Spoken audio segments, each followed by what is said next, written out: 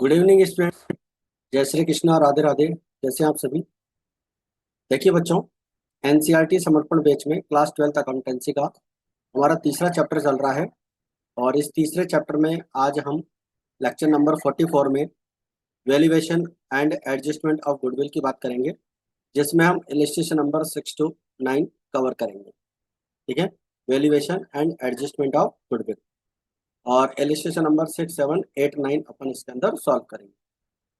देखिए, अपना ये जो एनसीईआरटी का बैच है, इसके अंदर हम एनसीईआरटी का कंप्लीट कॉन्सेप्ट क्लियर कर रहे हैं। Theory concepts, illustrations, numerical questions. अगर आपने अब तक की क्लासेस नहीं देखी हो तो आप जरूर देखें। चैप्टर नंबर 1 और चैप्टर नंबर 2 हमारा पूरा हो चुका है, और चैप्टर नंबर 3 आपका चल रहा है। इसकी जो प्लेलिस्ट है, उस प्लेलिस्ट का लिंक आपको इस वीडियो के डिस्क्रिप्शन बॉक्स में मिल जाएगा। और एक हमारा क्लास 12 सीबीएसई का जो बैच है, वो मोबाइल एप्लीकेशन पे चल रहा है। आप वहाँ से कोर्स को ज्वाइन कर सकते हैं। अगर आप चैनल पर नए हैं और चैनल अभी तक सब्सक्राइब नहीं किया है तो आप चैनल को जरूर से सब्सक्राइब करें, क्लासेस को ज़्यादा से ज़्यादा लाइक और शेयर करें। तो देखिए, आज की क्लास में लेक्चर नंबर 44 में हमारा जो टॉपिक रहेगा, valuation and adjustment of goodwill. Illustration number 6, 7, 8 and 9, ये चार इलस्ट्रेशन अपन सॉल्व करेंगे। तो देखिए, सबसे पहले अपन बात करते हैं। Goodwill is valued when a firm is reconstituted. Firm का जब रिकॉन्स्टिट्यूशन होता है तो ऐसी कंडीशन में हम जो है, goodwill is valued when a firm is reconstituted such upon a retirement और death of a partner. This is a type of self acquired goodwill that is not shown in the books. कहने का मतलब ये है कि जब भी firm का रिकॉन्स्टिट्यूशन होता है, यानी कि किसी पार्टनर की रिटायरमेंट होती है, या कोई पार्टनर जो है लीव पे जाता है, या फर्म से उसकी जो है डेथ हो जाती है, तो गुडविल का वैल्यूएशन किया जाता है। और ये एक प्रकार से सेल्फ जनरेटेड गुडविल होती है, और इसे बुक्स में नहीं दिखाते हैं। इसका केवल अपने को एडजस्टमेंट करना होता है। According to accounting standard 26 and Indian accounting standard 38, only purchase goodwill is shown in the books because a fixed consideration is paid for it. ठीक है, तो इसके लिए हमें यहाँ पर केवल जो है परचेज गुडविल गुडविल को ही अपन रिकॉर्ड करते हैं। और ये जो आपकी गुडविल आती है यहाँ पर, सेल्फ जनरेटेड गुडविल आती है, इसे हम रिकॉर्ड नहीं करते हैं, इसका केवल एडजस्टमेंट करते हैं। ऑन रिटायरमेंट और death of a partner the same methods are used for valuing goodwill as were used admission of a new partner. मतलब गुडविल के लिए आपको जो आपका average profit method, super profit method,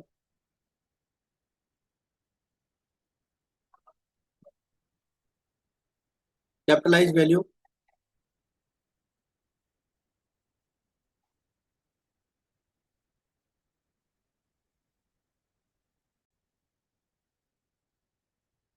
on retirement और death of a partner the same methods are used for valuing goodwill. यानी कि जो तीन मेथड आपने यूज किए थे, एवरेज प्रॉफिट मेथड और super profit method, capitalization value of goodwill, तो ये सारी चीजें अपन कैपिटलाइजेशन मेथड वगैरह ये सारे यहाँ पर भी यूज करते हैं।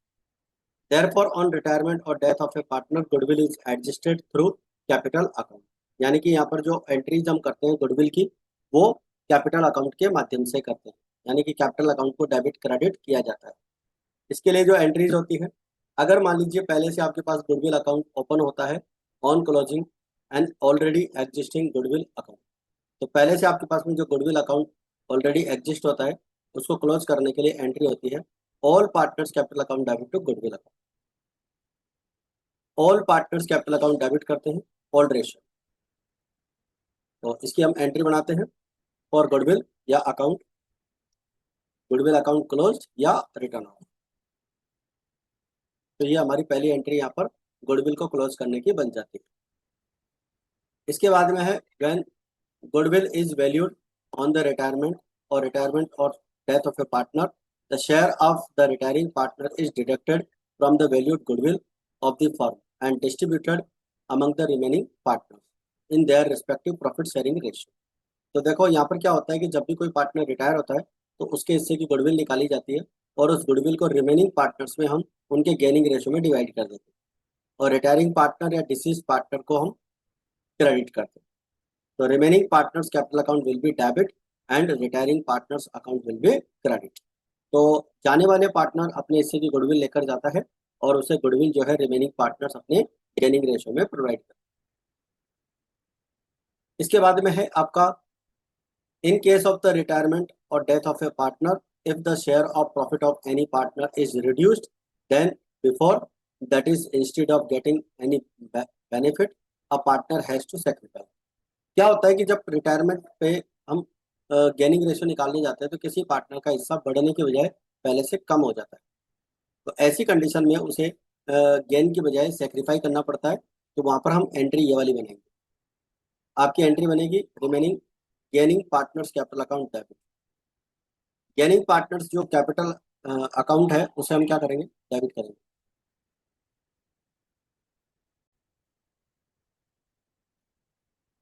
तो गुडविल के लिए यहाँ पर जो एंट्री बनेगी, रिमेनिंग गेनिंग पार्टनर, यानी जिस पार्टनर को गेन हो रहा है उसको हम डेबिट करेंगे और सेक्रीफाइंग पार्टनर्स को हम क्रेडिट करेंगे। जिस पार्टनर का हिस्सा बढ़ने की बजाय कम हुआ है उसके हम सेक्रीफाइंग पार्टनर्स को जो है क्रेडिट करेंगे और रिटायरिंग पार्टनर को भी क्रेडिट करेंगे। तो एक तो आपकी ये वाली एंट्री बनेगी सेकंड कंडीशन में, या फिर आपकी ये वाली एंट्री बनेगी। ये दो में से एक ही एंट्री बनेगी, ठीक है, ये ध्यान रखें। अगर दोनों पार्टनर्स जो मतलब रिमेनिंग पार्टनर है उन सबको अगर गेन हो रहा है तो उन सबको डेबिट करेंगे और रिटायरिंग पार्टनर को क्रेडिट करेंगे। एक तो ये वाली एंट्री बनेगी, या फिर इसके ऑप्शन में एंट्री बनेगी ये वाली, कि जहां पर किसी एक पार्टनर को गेन होगा और किसी पार्टनर को सेक्रीफाइस होगा, तो उसे हम क्रेडिट करेंगे। अब अपन लेते हैं यहाँ पर practical question number, illustration number आपका 6। केशव, निर्मल, पंकज तीन पार्टनर हैं और 432 में प्रॉफिट शेयर करते हैं। निर्मल फर्म से रिटायर होता है। Goodwill is valued 72,000 of the firm, यानी जो फर्म की गुडविल होती है वो 72,000 रुपीज की यहाँ पर वैल्यूएशन की जाती है। Keshav and Pankaj decided to share future profits and losses in the ratio of 5:3। तो 5:3 में जो है प्रॉफिट शेयर करते हैं, यानी कि ये उनका न्यू रेशियो हो गया। जर्नल एंट्री अपने को करनी है। तो एंट्री अपन करेंगे Keshav capital account debit, Pankaj capital account debit to Nirmal capital account, यानी निर्मल कैपिटल अकाउंट को अपन क्रेडिट करेंगे। ठीक है, अपन इसका वर्किंग नोट देख लेते हैं। देखो फर्म की गुडविल आपको दे रखी है 72,000 और इसमें से निर्मल का शेयर, तीनों पार्टनर्स का शेयर आपको 4, 3 और 2 दे रखा था। तो यहाँ पर जो रिटायरिंग पार्टनर है निर्मल, उसका शेयर है 3/9। तो 72,000 का 3/9 करेंगे तो वो हो जाएगा आपका 24,000। तो 24,000 का जो है हमारा यहाँ पर गुडविल का शेयर हो जाएगा। अब हमारे पास में ओल्ड रेशो क्वेश्चन में गिवन है 4:3 और न्यू रेशो अपने को गिवन है 5:3। गेनिंग रेशो निकालने के लिए new profit sharing ratio minus old profit sharing ratio.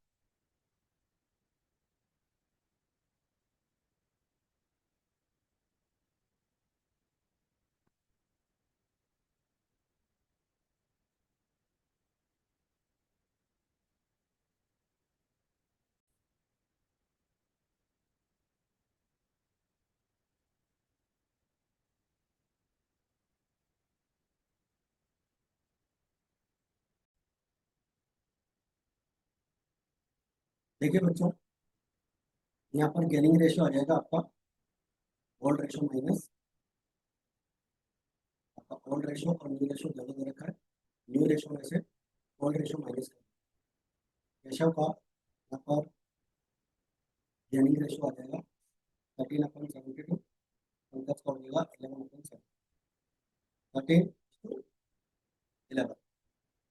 तो यहाँ पर ये जो गुडविल है 24,000 की पार्टनर की, वो हम इसी रेशो में डिवाइड करेंगे। 24,000 की गुडविल 13/22, 13,000 आ जाएगी गुडविल कैश की, और 24,000 11/20 ये आ जाएगी हमारी 11। टोटल हो गया आपका 24। एंट्री आपकी बन जाएगी journal entry, Vaishya capital account debit, Pankaj capital account debit, Nirmal's capital.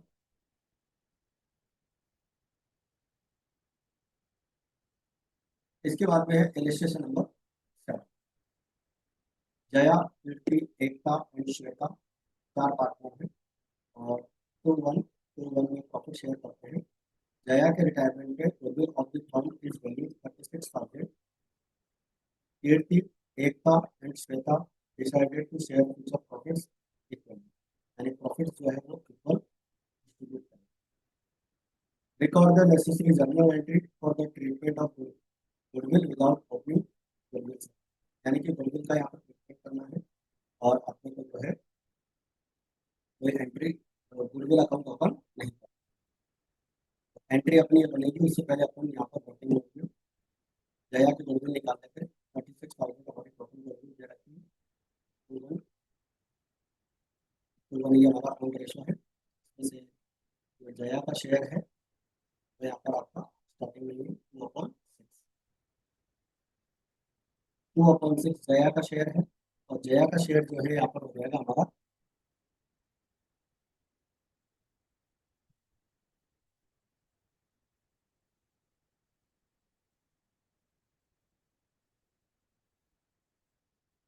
Jaya का जो शेयर है वो हो जाएगा 2/6, यानी कि 12,000.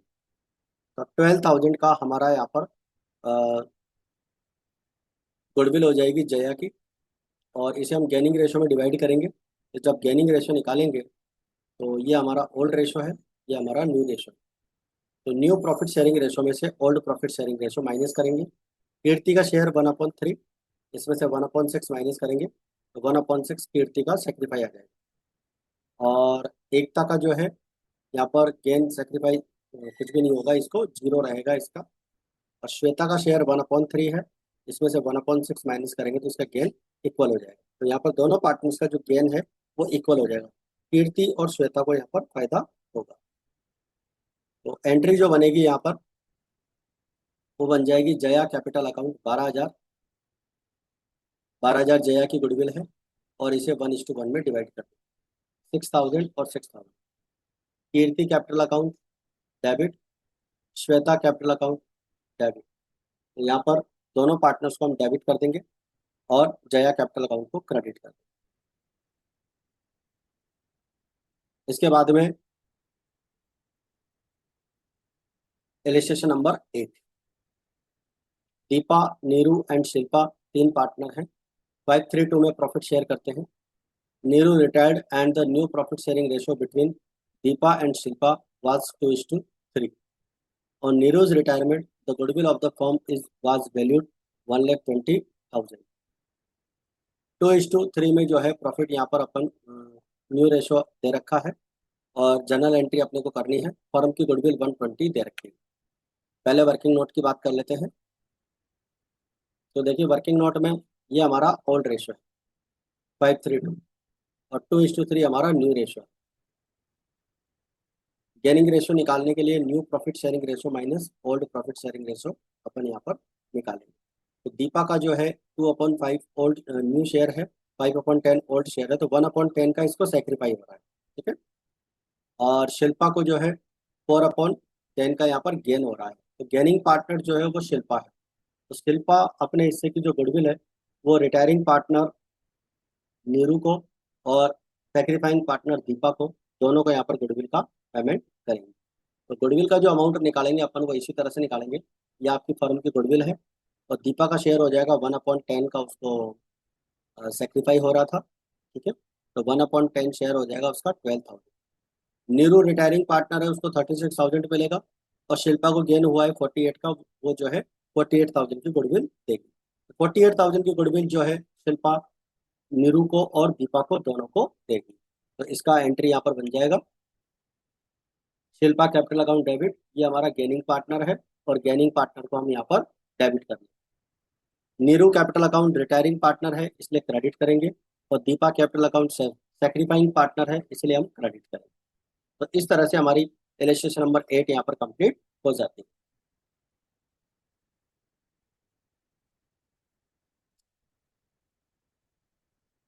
इसके बाद में है आपके पास illustration number 9. Haini, Pami and Sunny are partners. 3:1 में प्रॉफिट शेयर करते हैं.